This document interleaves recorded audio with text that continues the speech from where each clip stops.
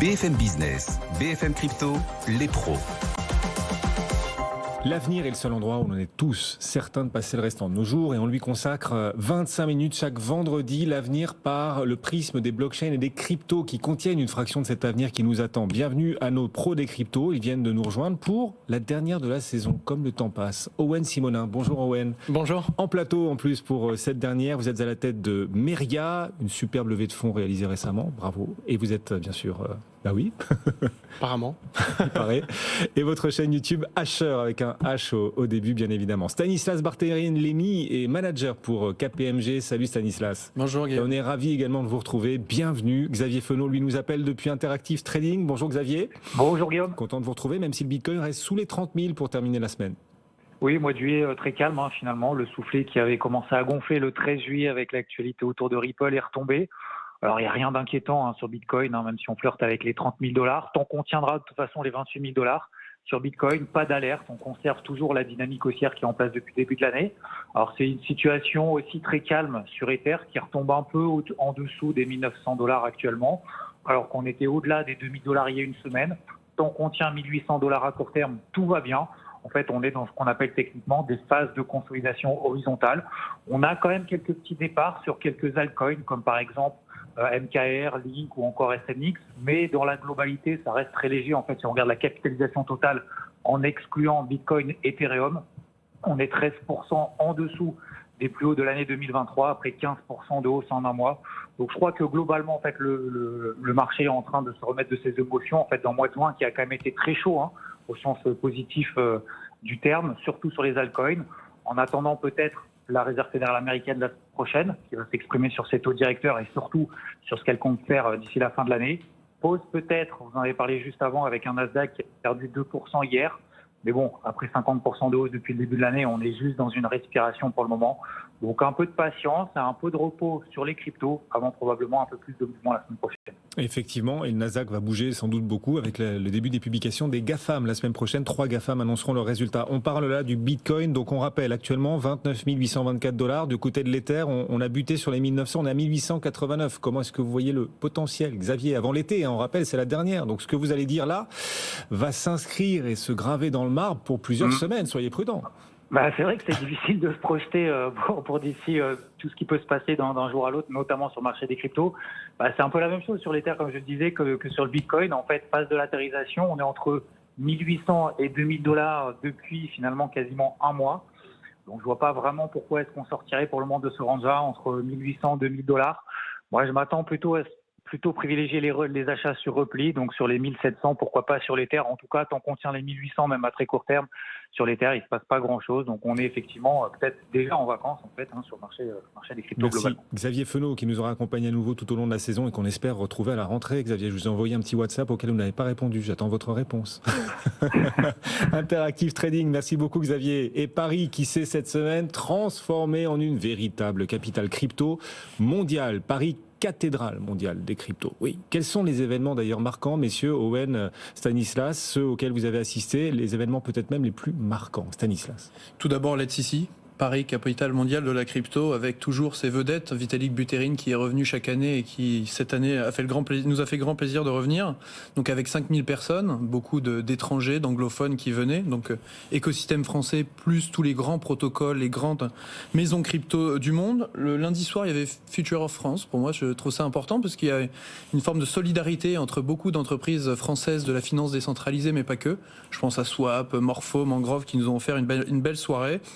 Plein de side events, les events qui s'accolent à cette semaine-là, à cette locomotive qui est l'ETHCC. Là, il y en a des dizaines, on ne va pas toutes les citer parce que sinon, tous ces événements, ce serait compliqué. Et aujourd'hui, Starknet CC, qui ce vendredi, écosystème Starkware mondial qui se réunit. Donc, c'était assez foisonnant, beaucoup d'annonces techniques, pas encore sur les usages, mais c'est une bonne chose que l'écosystème se groupe comme ça. En tout cas, avec Owen, on s'est souvent croisés d'ailleurs dans les mêmes événements. Les mêmes soirées. Les mêmes soirées aussi. Non. Owen, qu'est-ce que vous retenez ? Une soirée marquante quand même, l'ADGEN qui commence à faire parler d'elle de plus en plus chaque année et qui est vraiment le point de ralliement pour ceux qui veulent aller plus loin dans la nuit et qui est organisé d'ailleurs par quelques gros leaders de l'écosystème décentralisé.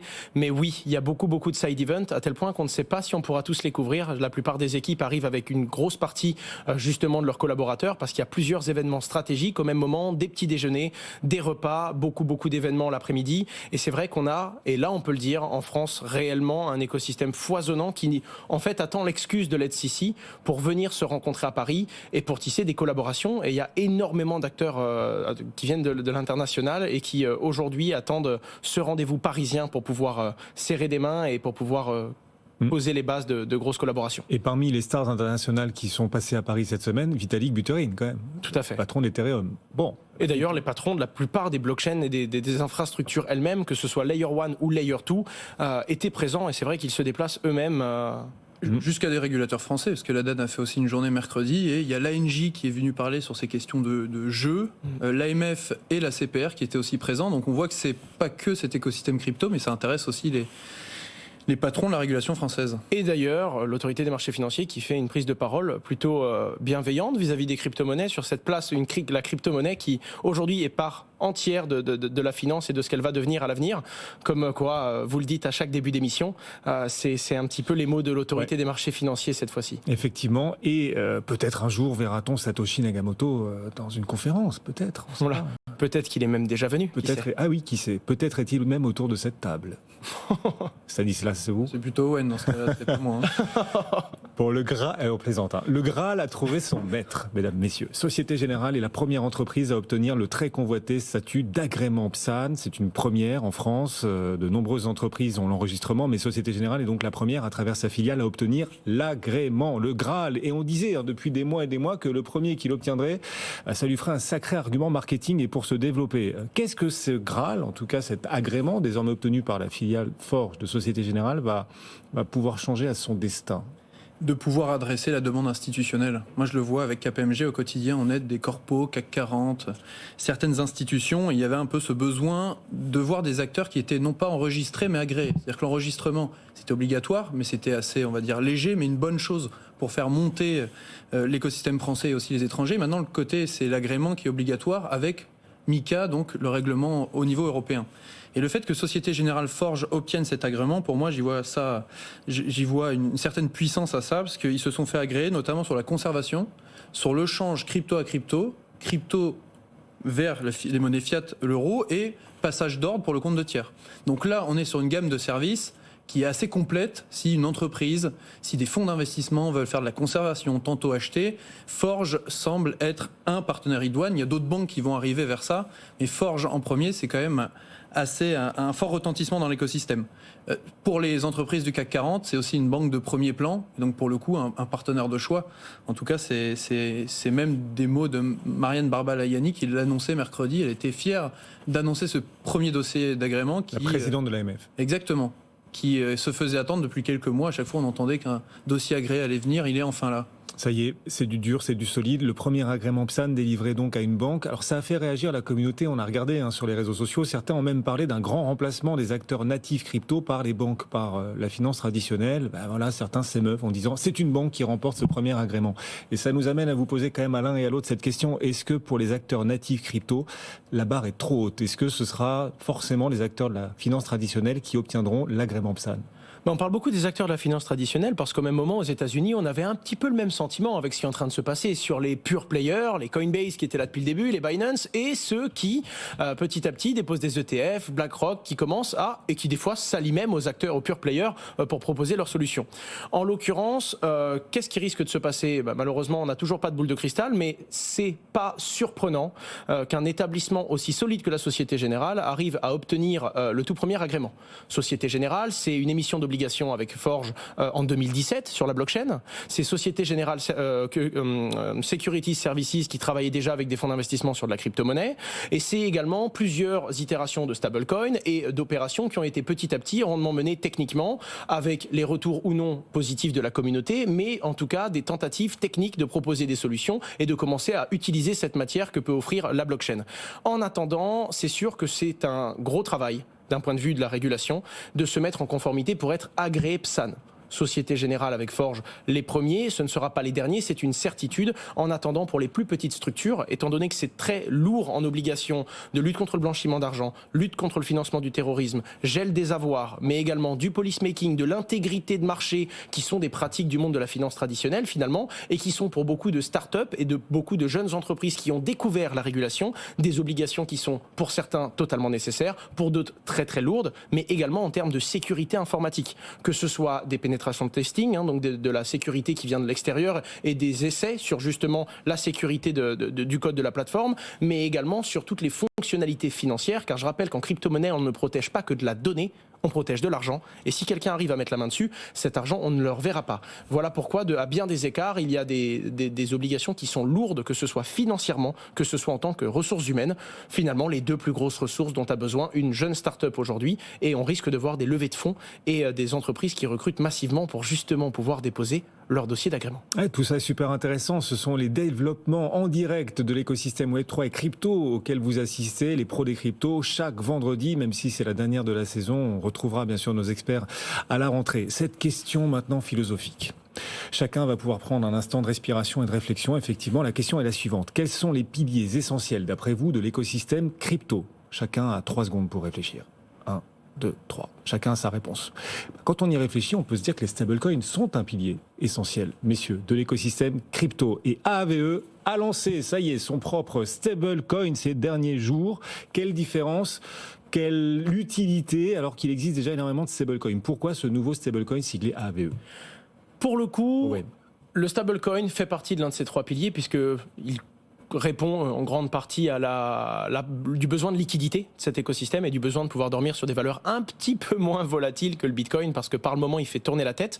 Et en l'occurrence, il y a eu beaucoup de débats, notamment avec les problèmes sur UST, notamment avec USDC qui avait perdu son peg un instant. Le stablecoin est très utilisé, c'est une grosse partie de la liquidité qui rentre et qui sort de la crypto-monnaie tous les jours. Et AAV, le plus gros protocole de prêt et d'emprunt décentralisé, propose aujourd'hui son stablecoin. Alors c'est particulier, c'est-à-dire que un protocole de prêt et d'emprunt décentralisé vous permet, quand vous déposez de la crypto-monnaie, d'avoir un collatéral. Et ce collatéral, cette caution, vous permet d'emprunter une autre crypto-monnaie.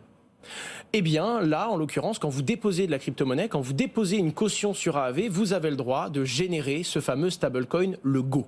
Ce stablecoin est décentralisé, donc totalement décentralisé et géré du coup par le protocole. Ce n'est pas un collatéral qui est déposé en parallèle dans un compte en banque centralisé par une seule entité, si vous voulez.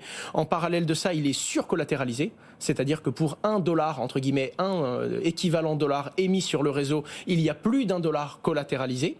Et en plus de ça, l'entièreté des revenus qui vont être générés sur ce protocole-là vont être redistribués justement à AAV, ce qui rend la plateforme de prêt et d'emprunt encore plus solide. Aujourd'hui, on est sur une offre d'émission maximale de 100 millions de jetons, un cap qui pourrait être levé sur un vote communautaire, mais AAV étant très solide et étant connu comme étant l'un des protocoles de prêt et d'emprunt qui n'a jamais eu de gros problèmes jusqu'aujourd'hui et qui, de par le temps et de par les volumes financiers, a une résistance qui est reconnue de tous et surtout propose sur son fameux stablecoin un bug bounty qui permet à chaque personne qui pourrait remonter des bugs et des informations permettant d'améliorer le protocole d'empocher jusqu'à $250 000. On appelle ça un bounty. Il est cher votre bounty quand même. Écoutez, en tout cas, s'ils mettent ce prix-là, c'est qu'ils estiment que ça vaut au moins la sécurité que ça apporte. Un stablecoin de plus, celui d'AAV. J'ai dit AAVE, j'ai senti vos regards perdus. AAV, pas du tout, j'ai même pas fait attention et on entend les deux d'ailleurs. Merci Owen. Et comment est-ce qu'on classe d'ailleurs ? Parce qu'ils sont nombreux les stablecoins. Comment est-ce qu'on les classifie ? Est-ce qu'il y a une méthodologie pour ceux qui nous suivent ? Est-ce qu'on peut leur faire découvrir tout ça aussi ? Stanislas ? Effectivement, il y a une méthodologie qu'on appelle un trilemme des stablecoins, c'est-à-dire qu'on ne peut pas cumuler les 3 avantages que je vais exposer. Le premier, la stabilité des prix, c'est-à-dire de garantir, le but du stablecoin, c'est de refléter un sous-jacent ou une valeur et donc de refléter ce 1 pour 1, que ce soit avec de l'euro, du dollar. La deuxième chose, c'est la décentralisation. Owen en parlait pour le projet de AAV. La décentralisation, c'est de faire en sorte que ce soit gouverné par une communauté d'utilisateurs et non pas par une entité qui va l'émettre. Et après, il y a plein de nuances de décentralisation. Ça, c'est ce qu'on va voir après sur un autre projet. Et la troisième chose, c'est l'efficience du capital. C'est-à-dire que si on prend le GHO, le Go, ce nouveau stablecoin de AAV, il y a un sujet, c'est que c'est stable, normalement. C'est stable parce qu'on fait ce qu'on appelle de la surcollatéralisation. C'est-à-dire qu'on va mettre en blocage, quelque part, en dépôt, une survaleur pour garantir ce 1 pour 1. Et en fonction de la fluctuation de ce collatéral, il y a des risques de liquidation. Et c'est tout le problème d'ailleurs de ces types de stablecoins, c'est qu'ils ne passent pas à l'échelle parce qu'avec un collatéral très fluctuant, c'est difficile d'avoir des dizaines de milliards de GHO. C'est pour ça que d'ailleurs ils veulent aller sur ce qu'on appelle le real world asset, sur d'autres types de collatéral, etc. Et après il y a par exemple capital efficient et avec une stabilité des prix, c'est l'USDC, l'USDT, les plus gros stablecoins qui pour le coup passent à l'échelle parce qu'on verrouille de la valeur dans un compte bancaire. Et derrière, on peut même s'amuser à investir ses fonds sur des bons du Trésor américain, faire un rendement. Le business model est assez avéré pour le coup. Et oui, stablecoin, c'est on va dire une des killer apps du monde de la blockchain et de la crypto. Mais d'ailleurs, pour tous les protocoles de finance décentralisée, lorgne du côté du stablecoin parce que c'est ce qui génère le plus de revenus. Mais vous venez de nous décrire le trilemme, sauf que Liquity, un protocole décentralisé, a résolu ce trilemme. Comment est-ce qu'ils s'y sont pris ? Qu'est-ce que ça va changer d'ailleurs ? Que d'ambition, puisqu'on ne peut pas cumuler ces trois. Donc il y a toujours une notion de compromis. Ce qui est sûr, c'est qu'en termes de décentralisation, Liquity, c'est assez peu de points de centralisation. Parce que quand on parle de AAV, mine de rien, comme c'est une notion de liquidation, on va dire des complexités mathématiques et financières, il y a forcément un compromis qui est fait. Mais Liquity, eux, une fois qu'ils déploient cet applicatif qui permet de créer le stablecoin, on ne peut plus y toucher. Donc ça, pour le coup, c'est réellement décentralisé. Pour garantir que les prix soient stables, là, c'est compliqué, mais pareil, il faut un mécanisme de liquidation.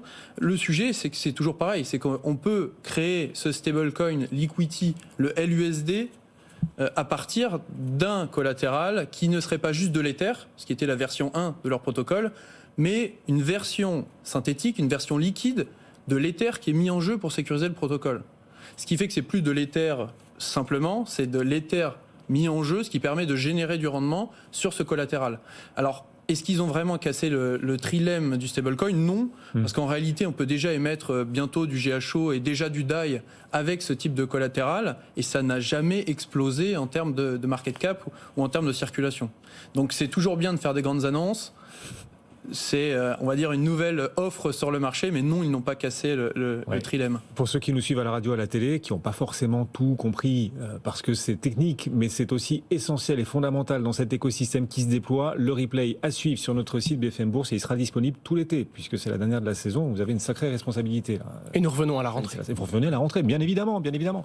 Pour peut-être continuer de parler de Gary Gensler, l'homme qui fait trembler l'écosystème crypto, le patron de la SEC, il a annoncé avoir besoin de plus d'argent pour réguler le secteur, Owen. Tout à fait. Gary Gensler a fait une demande de 110 millions de dollars de munitions. C'est pas ce qui est écrit dans mon brief, mais c'est un petit peu comme ça que je l'ai perçu quand j'ai lu la demande, pour pouvoir réguler ce fameux Far West qu'est les crypto-monnaies. Je ne fais que citer ces mots cette fois-ci. En l'occurrence, c'est une demande de budget supplémentaire, sachant qu'il avait déjà demandé 393 millions de dollars de support technologique, c'est-à-dire des moyens financiers, pour pouvoir analyser des données de marché, mais également pour pouvoir tracer certaines informations. Alors c'est pas uniquement sur les crypto-monnaies, mais ce sont des outils technologiques pour pouvoir justement mieux comprendre, appréhender, maîtriser et réguler toutes ces sphères qui touchent au numérique. À noter qu'il avait déjà demandé un certain budget, puisqu'il avait déjà demandé 2,4 milliards de dollars, cette fois-ci, pour, et là je réutilise les mots de l'époque, nettoyer l'industrie des crypto-monnaies. En tout cas, il est important de noter que la partie crypto de la Security Exchange Commission, partie filiale, équipe, je ne sais pas vraiment comment la qualifier, continue de recruter fortement. Elle avait énormément recruté en 2022. Ils ont poursuivi les recrutements en 2023. Et pour le coup, la Security Exchange Commission, bien qu'il soit sur certains fronts, continue de recruter dans leur ligne et d'avoir toujours plus de personnes qui vont pouvoir peut-être apporter de la nuance en interne ou au contraire affirmer encore plus les positions actuelles de la SEC. Oui, la SEC qui a pris une gifle face à la justice américaine, d'ailleurs dans le procès Ripple ces derniers jours, mais c'est un peu peut-être l'arbre qui cache la forêt. Il y a eu d'autres développements dans d'autres bras de fer de la SEC face à l'écosystème, d'autres acteurs que Ripple. Stanislas ? Mais pas forcément récemment, c'est plutôt le caractère des décisions de cette juge sur Ripple qui est assez intéressant. C'est un peu une victoire à la Pyrrhus, c'est-à-dire qu'on retient que c'est une victoire pour Ripple, et en fait que nenni, c'est une victoire pour ceux qui ont acheté du XRP. Je ne juge pas de la qualité du projet, mais en marché secondaire. Ça, pour le coup, ce n'est pas un titre financier d'après ce que dit cette juge. Et donc on verra après si d'autres juges reprennent cette thèse. Par contre, pour Ripple, la vente à des investisseurs de leurs jetons, donc en marché primaire, pour le coup, là, les met en danger. Donc ok, ceux qui ont des XRP, tant mieux, ils se voient plutôt rassurés, mais la société Ripple va avoir ce bras de fer avec la SEC, et là, ça risque d'être compliqué. Donc il faut bien se garder de jugement hâtif parce que, le procès n'est pas terminé, c'est juste l'avis d'une juge en l'occurrence. Et 2, ça apporte un peu de confort sur ce marché secondaire, d'où le relisting de l'XRP sur différentes plateformes. Tout à fait, et une chose est certaine, quand vous êtes Ripple, vous avez du XRP, et le XRP, lui, a fait 80-100% de hausse depuis cette annonce. Et en se demandant toujours quelle est l'utilité du XRP, mais ça c'est un autre débat. Voilà, il est posé là, voilà, vous posez ça là, comme ça. Pour partir en vacances. Oui, c'est bien, tranquille, bon esprit. Gary Gensler, dont on va continuer de parler bien évidemment, on aura 1000 occasions. L'écosystème crypto l'accuse de mener une croisade contre les cryptos. Qu'est-ce qu'il répond à ces accusations ? Eh bien justement, c'est la Blockchain Association qui a publié, tout simplement, qui a fait une demande pour que justement certaines des positions de Gary Gensler soient retirées. Et lui, il répond justement et il affirme qu'il se base simplement sur la loi, qu'il maintient ses positions et qu'il n'a jamais été au-delà de ses obligations professionnelles et de sa position. Quoi qu'il en soit, dans un marché où on a la Security Exchange Commission qui s'attaque à certaines plateformes comme Coinbase, pour leur avoir et pour catégoriser Coinbase comme ayant exercé l'activité d'exchange non enregistrée, on a au même moment et en parallèle des géants de Wall Street comme le sont BlackRock, comme le sont Fidelity, qui ont quand même cité Coinbase comme étant le Market Surveillance Sharing Partner, puisque quand on émet un ETF, on a justement besoin de certains de ses partenaires, et c'est bel et bien Coinbase qui a été cité par les plus gros, pour ne pas dire par presque tout le monde, dans ces demandes d'ETF qui ont été faites à la Security Exchange Commission et qui pour cette fois-ci ont été non pas acceptés, l'ETF n'a pas encore été accepté, mais la demande, elle, a été acceptée par la Security Exchange Commission et est en cours de traitement.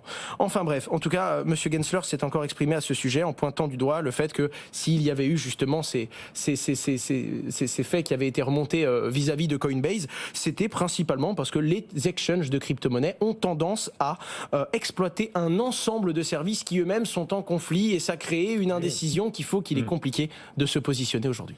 Il soulève des lièvres. Merci à tous les deux de nous avoir accompagnés. Owen Simonin, Meria, Asher avec un grand H au début. Combien d'abonnés, Owen ? 626, tout doucement on avance, ça Guillaume. monte doucement, en espérant que ça accélère encore au cœur de l'été. Au cœur de l'été, je ne pense pas, mais à la rentrée, on sera là en tout cas.